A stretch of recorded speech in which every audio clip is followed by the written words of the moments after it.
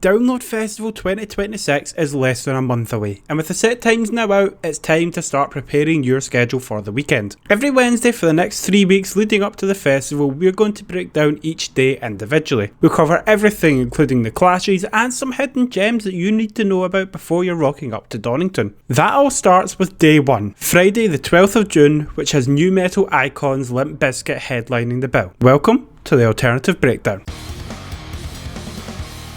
When it comes to a festival, there's only one place to start, and that's by diving into Friday's main stage action opens up with a serving of bimbocore from Scene Queen. Expect raunchy metalcore with pretty decent potential of a first special guest appearance, as Scene Queen has a track with Set It Off, who are set to play on the Saturday. The first dose of Download Whiplash comes through, as following on from Scene Queen we have POD, who are a Christian nu metal band that's been going strong for over 30 years now. There may be questions over how much energy a band 30 years into their tenure can bring, but POD will be looking to bring the boom to the main stage at 2 o'clock. We go from praising the Lord to showing weenies as Hollywood Undead take to the stage at 3. Expect lyrics that haven't exactly aged gracefully, but with the most ridiculously catchy melody you can imagine. Now, we get to an interesting act, as at 4:10 Pendulum take to the stage, an act that are no strangers to the Download stage, having played this very festival back in both 2023 and 2011. If you rock up to see Pendulum, then you're in for some high octane drum and bass mixed in with electronic and industrial rock elements. This is one that I think will be chaos, and the act that follows is more than ready to double down on that, as Electric Callboy take to the stage. When it comes to Electric Callboy, if you're aware of them, you know exactly what you're in for. If you don't know them, then honestly,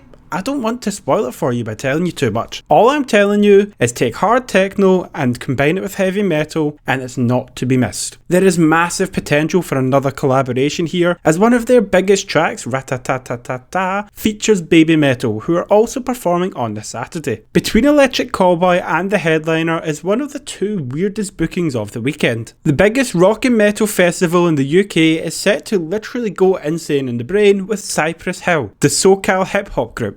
I'm not too sure how much of a crowd they'll pull, but I'm sure it'll be a vibe. What follows Cypress Hill is guaranteed to pull a crowd though, as Limp Bizkit headlines Download for the first time. They were actually meant to headline the inaugural Download Festival back in 2003, but they had to drop out. The time has come back around again though, and I'm more than ready to break stuff at the beginning and end of their set, as is customary. I think the best summary of the main stage on Friday is it's going to be chaotic fun from start to finish. Let me know who you're most excited to see at Download this year, and if you haven't already, be sure to subscribe. We're building a community of passionate alternative music fans and would love to have you along for the ride. So we have the main stage, but that's only a fraction of the artists playing Download. So let's dive into.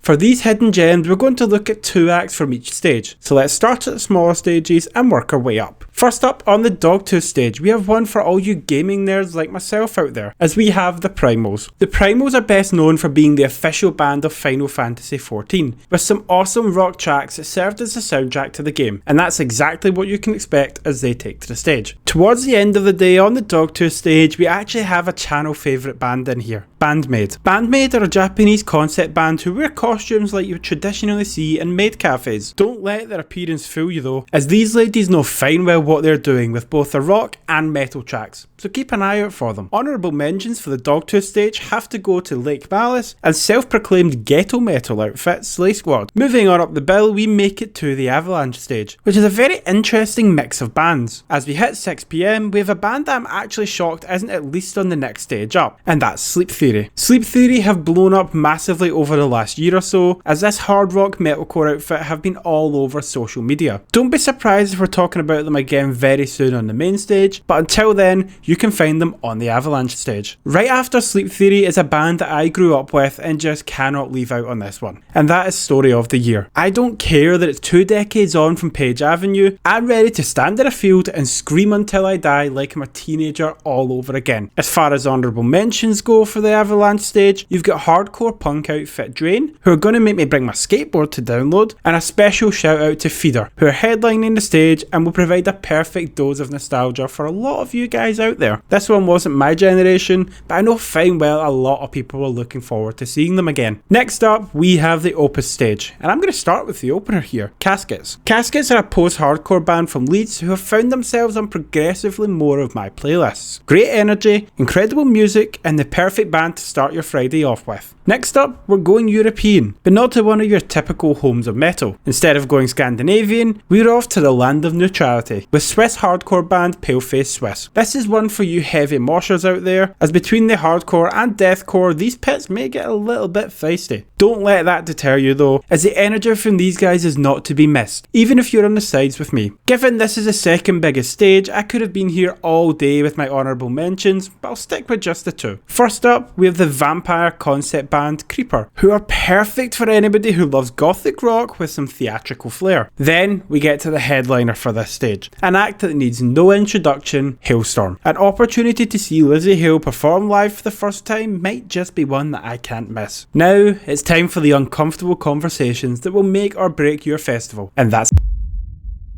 I've already seen this iteration of Download be nicknamed Clash Load, and for good reason, as it's looking a bit brutal out here. The first clash that's really doing it for me is right out of the gates, where we have the decision between Bimblecore Mania with Scene Queen, or a nice post-hardcore introduction to the festival with Caskets. Personally, there's no competition for me in this one, as I don't really listen to Scene Queen, but it's one I can see causing some people a lot of issues. Then, around 3 o'clock, we have the decision between having your face ripped off by Paleface Swiss, or shaking your ass to Hollywood Undead. This could genuinely be one I leave up to the day purely based off of vibes, although I'm currently leaning towards Hollywood Undead as I'll have more chances to see Paleface Swiss, I think. That's not locked in though. It doesn't get much easier as the clashes just keep coming at us thick and fast. And for me, I have my first three-way clash. On the main stage you have Pendulum, on the Opus stage you have Creeper, and on the Avalanche stage we have Drain. I'm looking at Pendulum as most likely for me here since I've seen the other two live already, and it gets me in prime position for the outcome of the next clash. Speaking of that clash, we have the biggest clash of the day for me, as we have Electric Callboy and Sleep Theory performing at the same time. If it was anybody else, then I'd have said Sleep Theory would have a serious chance, but I've been wanting to see Electric Callboy for years now. As much as it's the biggest clash for me, it's also the one I'm most confident on who I'm going to see. Then we get on to our final massive clash of the Friday, and it's right before Limp Bizkit Takeover. It's another three-way tie here, as you have Halestorm, Feeder, and Bandmate all performing at the same time. As I hinted at before, Feeder wasn't quite my generation, so I can rule them out much easier than most. When it comes to the other two, I'm leaning towards Halestorm simply because I've listened to them for much longer than Bandmate. Sorry to all you Maniacs out there, although it could still change. Only time will tell. It's all well and good me mentioning these acts and clashes, but let me put my money where my mouth is and run you through.